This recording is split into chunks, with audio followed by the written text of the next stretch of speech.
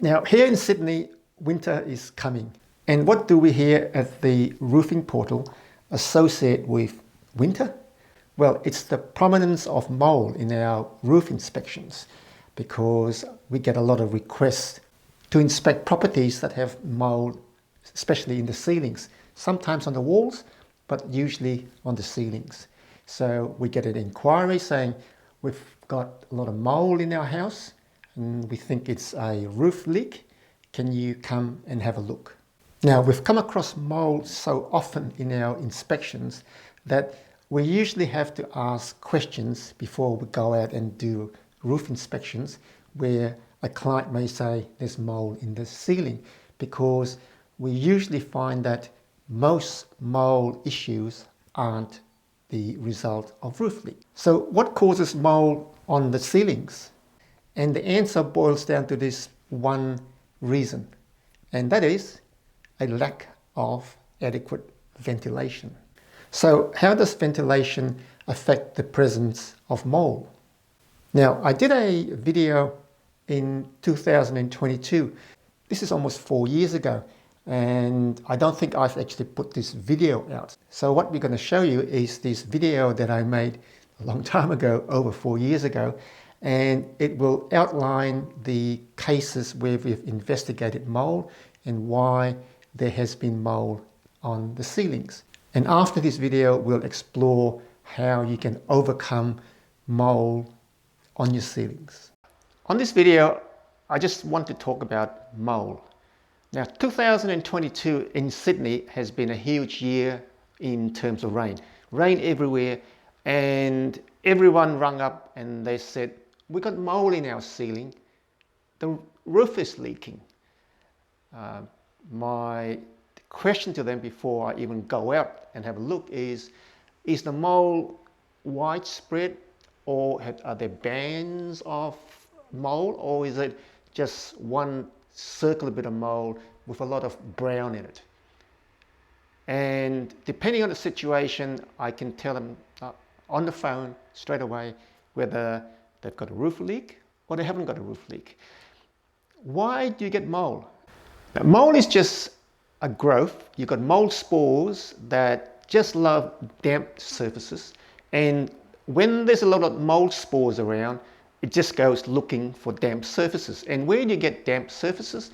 If you get a leak and the ceiling is wet, obviously you've got a damp surface, a bit like this. The other cases where you do get damp ceilings is when the ceiling is not insulated.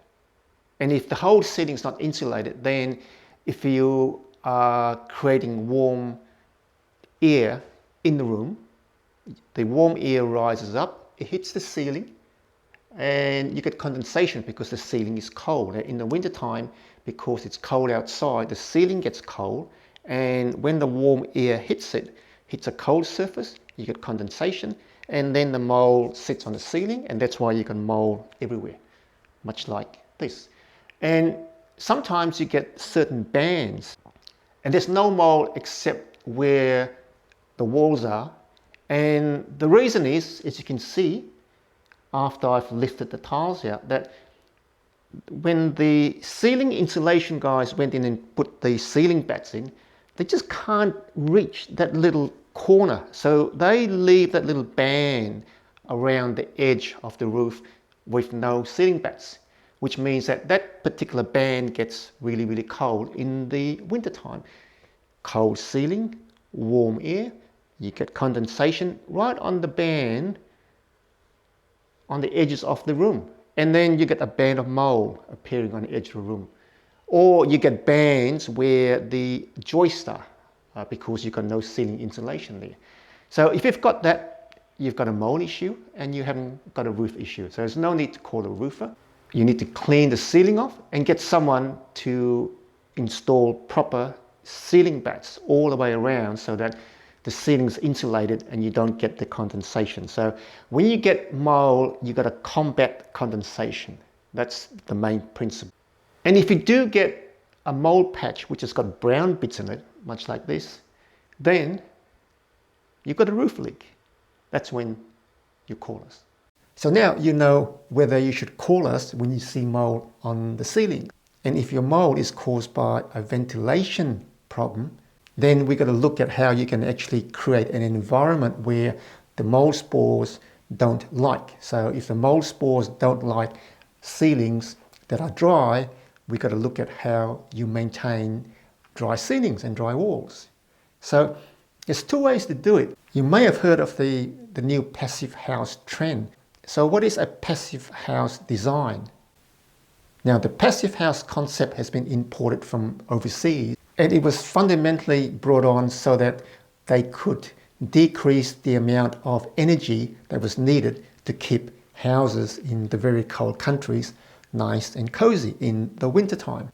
Because they finally found that to keep a house well insulated, they had to make it completely airtight. So they had to form an envelope around the house, an airtight envelope, which means no air goes in and no air comes out, which means that if you maintain a certain temperature inside in the internal living area, then there's a much better chance of retaining the temperature, therefore less heating costs. And this is why the passive house design became popular, because of energy costs. And slowly that concept drifted into Australia, and now there are some builders providing the passive house design to new houses. Now, well and good, we can do passive house designs to brand new houses. They bring on a price premium, 20-30% more than your traditional house. And if you can afford it and you think that you want to limit the amount of energy use in keeping your house either cool or either warm, then you can look at the passive house concept. But all of our existing housing stock is of the traditional type, and all Australian housing stock are like a tent, they say. It's totally air permeable. Air comes in and air comes out, and we're not being forced to trap the air inside the house, and as a result make the energy cost to keep that constant temperature low. So for most of us, while the passive house design may have some attractions, it's not really viable to transform our house into passive houses. So what do?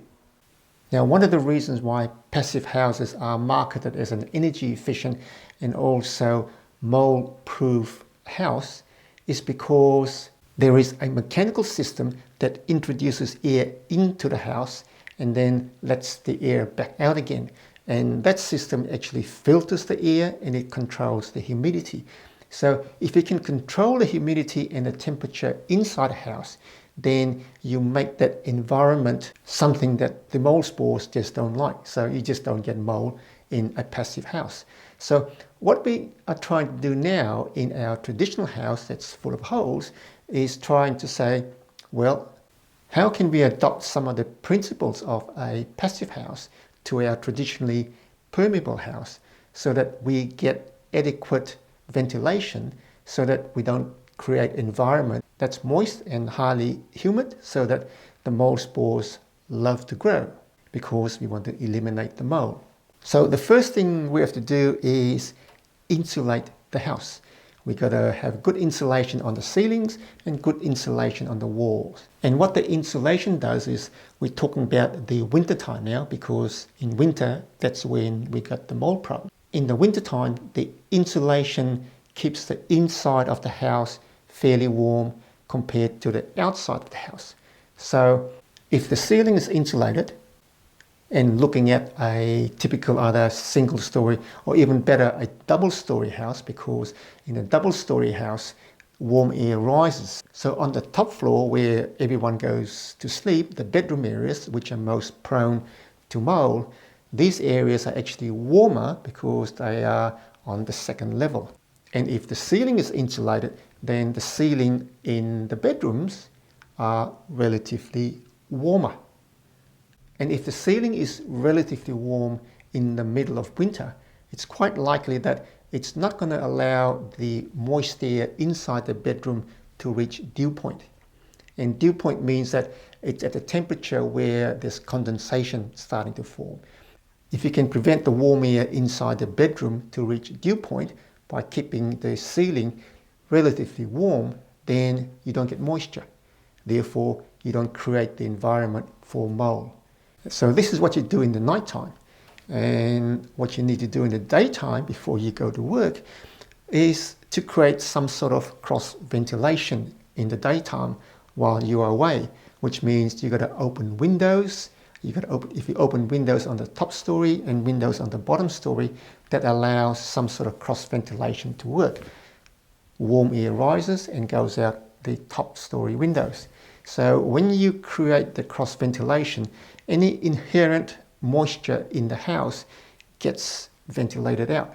So when you come back in the evening, you've got a relatively dry house and the cycle starts again. So what you need to do is two things. One, you need to make sure that the ceiling is insulated. The walls are less important. It's mainly the ceilings. And in the daytime, and in Sydney during the daytime, even the winter temperatures are in the mid to high teens. So if you open your windows and allow the external air to come in, when you come back home, the house has been cross-ventilated and the temperature inside the house is still in its high teens. So it takes less energy to heat it up a little bit to become more comfortable. So instead of trying to go down the route of spending lots and lots of money to create the passive house concept for your home to try to eliminate mold, I think it's a simpler process just to make sure you've got good insulation and you create some sort of cross ventilation in the daytime if you live in Sydney. Now, if you live in Tasmania or elsewhere, the situation is slightly different. So you'll have to slightly adjust the requirements to achieve the situation where you don't hit dew point with your ceiling and in the daytime have some sort of cross ventilation to clear all the humidity out. So when you come back after work, it is a reasonable living environment that you'll just have to apply a bit of energy just to heat up to make the house comfortable. And hopefully by doing this, you can get rid of that potential mold in your bedrooms.